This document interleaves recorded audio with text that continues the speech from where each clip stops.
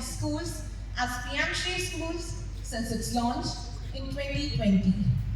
The outlay for program has been consistently climbing from rupees 1800 crores in the first year of the scheme 2022-23 to rupees 6050 crores.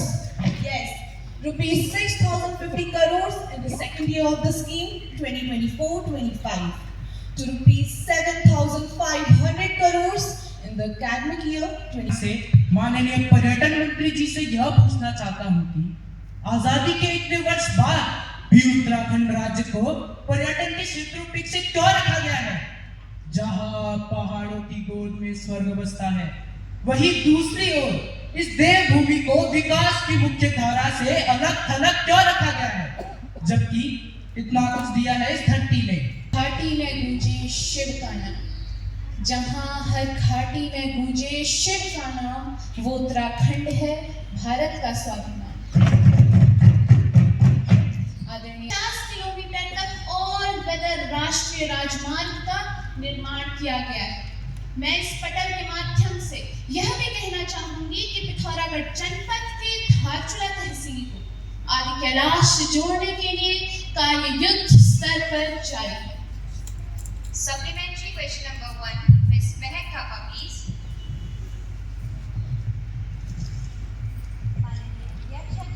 माननीय अध्यक्ष महोदय, मैं तपाई मार्फत माननीय पर्यटन मंत्री ने यो सोचते चाहूँ, मैं आपके माध्यम से माननीय पर्यटन मंत्री जी से यह पूछना चाहती हूँ कि आदि कैलाश यात्रा को प्रबंधित करने लाई सरकार ने यह क्षेत्र को संवेदनशीलता लाई रणनीतिक सुरक्षा को दृष्टिकोण ने मूल्यांकन करे को छाती नहीं कि क्या सरकार ने आदि कैलाश यात्रा को बढ़ावा देने से पहले सामरिक और सुरक्षा की दृष्टि से इस क्षेत्र की संवेदनशीलता का आकलन किया है कि नहीं?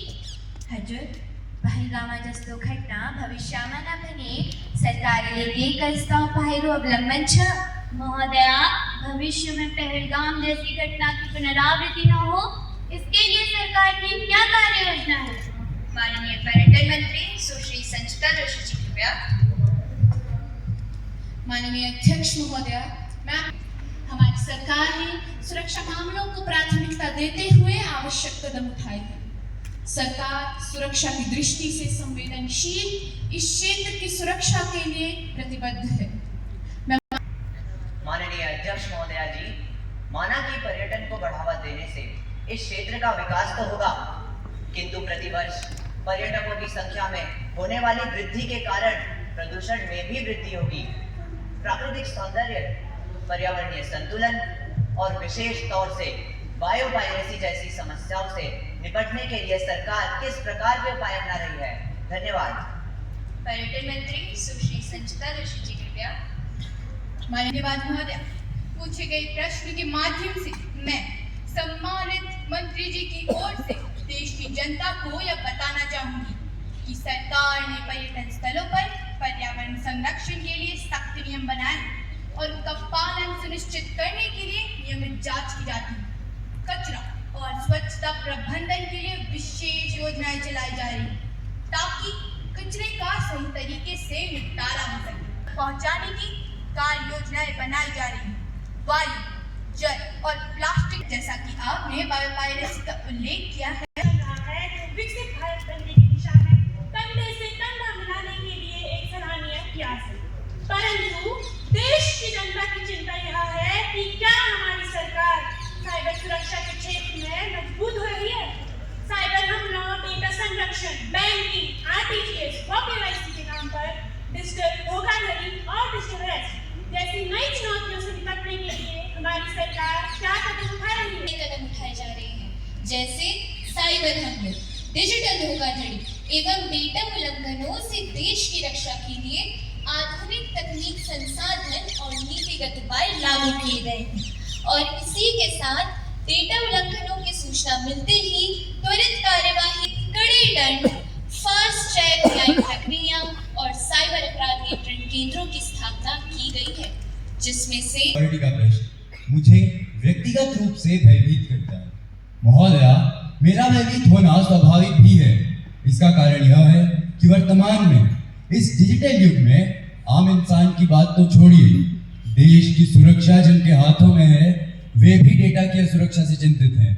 महोदया, मैं सदन के माध्यम से सरकार की इस पर कार्रवाई एवं सरकार के दृष्टिकोण के विषय में जानना चाहूंगा, जिससे देश के आम आदमी के मन मस्तिष्क में भी संबंधित विषय की सुरक्षा का सूर्योदय हो सके।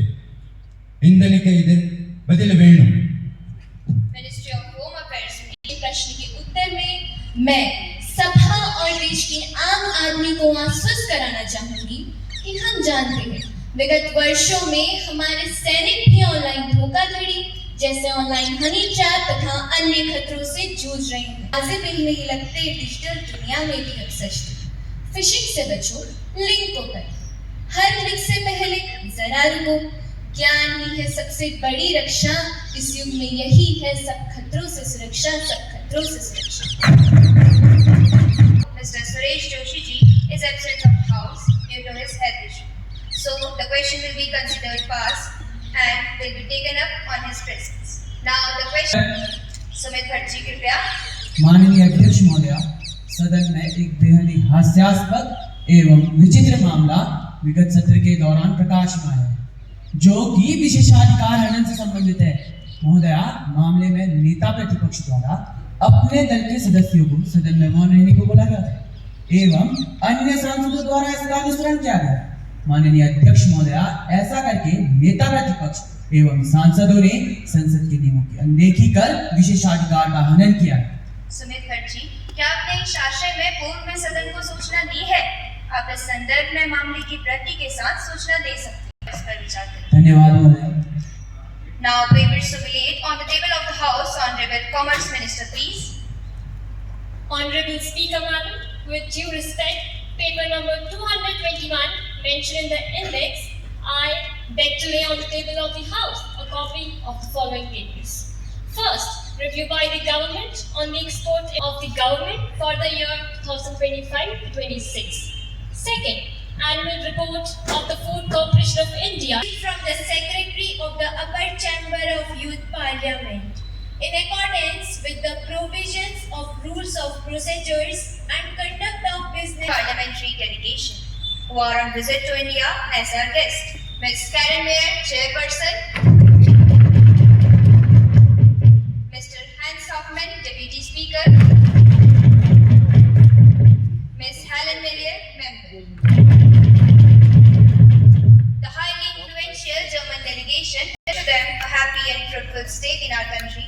We also convey very best wishes through them to Her Majesty, the Chairperson, the Prime Minister, the German Parliament, the government and the friendly peoples of Germany.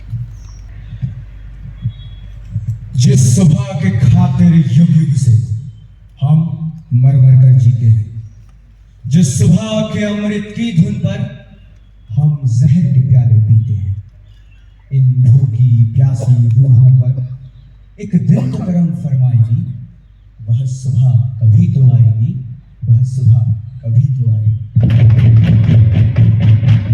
माननीय अध्यक्ष महोदया, देश की आंतरिक सुरक्षा के लिए नक्सलवाद एक अहम समस्या का रूप ले चुका है। आतंकवाद तो देश की सीमा के बाहर से आता है, लेकिन नक्सलवाद तो देश के अंदर ही उत्पन्न होता है।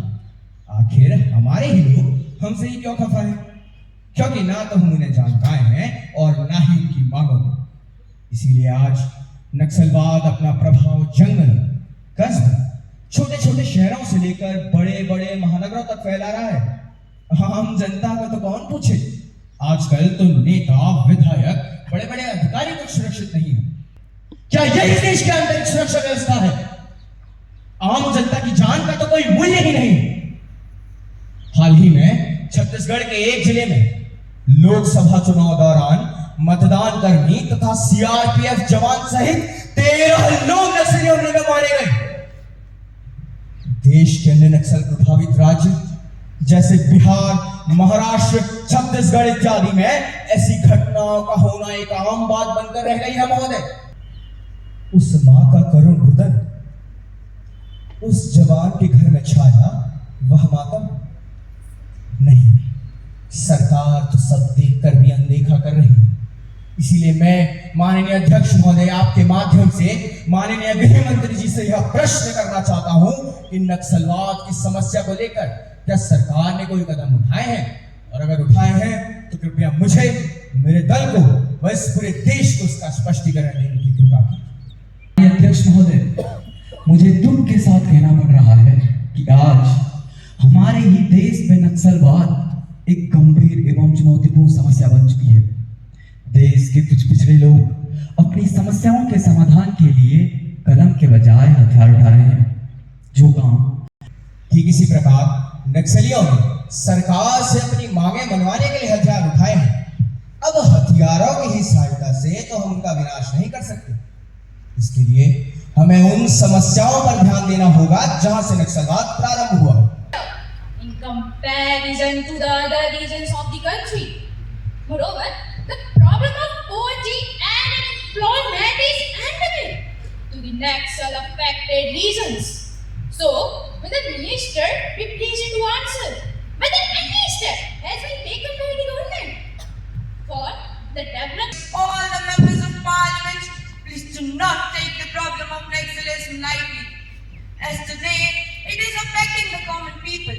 Tomorrow, it will destroy you, me, and our family. The government must remember against whom the operations are going are our people, the members of our family. सब कुछ है अपना, लेकिन ये सब हमसे छीना, क्या यही है जीना? अब बची ना जमीन न जीने की आस, कहाँ कैसे बिताएं जीवन, क्या यही है विकास?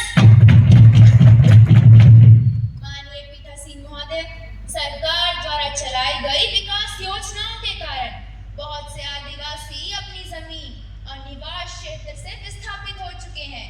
अतः मंत्री जी द्वारा अभी तक दिए गए प्रश्नों के उत्तर से ऐसा जान पड़ता है कि नक्सलवादियों से निपटने के लिए सरकार के द्वारा किए गए प्रयास। सरकार से यह प्रश्न करना चाहती हूँ, क्या सरकार हमें यह बताएगी कि अगर सरकार के पास नक्सलवाद से निपटने के लिए इतने ठोस कार्यक्रम है, फिर भी यह समस्या दिन प्रतिदिन क्यों बढ़ती जा रही है? 1967 में नक्सलवादी जैसे छोटे। Honorable Speaker sir, I want to assure the House and the people of India that our government is very serious to the problem of Naxalism and taking positive steps with the central government to eliminate the problem of Naxalism. The following efforts being made by our government in this regard. Our government has launched महोदय, सदस्य को अनुमति प्रदान करने हेतु धन्यवाद। महोदय, मैं आपके माध्यम से सम्मानित सांसद जी को यह बताना चाहूंगी कि सरकारी परियोजना के कारण विस्थापित लोगों के पुनर्वास एवं उनको मुख्य धारा में लाने के लिए हमारी सरकार द्वारा अनेकों प्रयास किए जा रहे हैं। अनुसूचित जाति और अन्य परंपरागत वनवासी अधिनियम 2006 के द्वारा अनुसूचित जाति और वनवासियों के जंगल में रहने और उन्हें 1 एकड़ भूमि पर कृषि कार्य करने की बात कही गई, ताकि इन क्षेत्रों में नक्सल। शस्त्र उठा लो, अब गोविंद न आएंगे। सुनो द्रौपदी, शस्त्र उठा लो, अब गोविंद न आएंगे। द्यूत बिछाए बैठे शकुनी, मस्तक सब बिक जाएंगे। होठ सिल लिए हैं जनता के, कानों पर पहरा भी है। तुम्हें कहो यश तुम्हारे, किसको क्या समझाएंगे? सुनो द्रौपदी, शस्त्र उठा लो, अब गोविंद न आएंगे, अब गोविंद न आएंगे। अध्यक्ष महोदया, अब मैं आपके माध्यम से महिला सुरक्षा संरक्षण एवं सशक्तिकरण बिल 2025 इस सदन में विचार हेतु प्रस्तुत करने की अनुमति चाहती हूँ। अनुमति है। That all the members would welcome this bill wholeheartedly. लगता है जैसे जल्दीबाजी में लाया गया बिल है। महोदया, महिला सुरक्षा संरक्षण सशक्तिकरण निश्चित ही देश की प्रगति में सहायक है, पर मुझे तो एक्ट 2013 यानी प्रिवेंशन, प्रोहिबिशन एंड रीएड्रेसल एक्ट 2013 लागू है। अध्यक्ष महोदया, आपके माध्यम से मैं माननीय सदस्य को यह अवगत कराना चाहती हूँ कि इस विधेयक का पूर्ण नाम महिला सुरक्षा संरक्षण एवं सशक्तिकरण है। पूर्व के विधेयक प्राविधान हमेशा किसी विशेष परिप्रेक्ष्य को ध्यान में रखते हुए ही बनाए गए थे।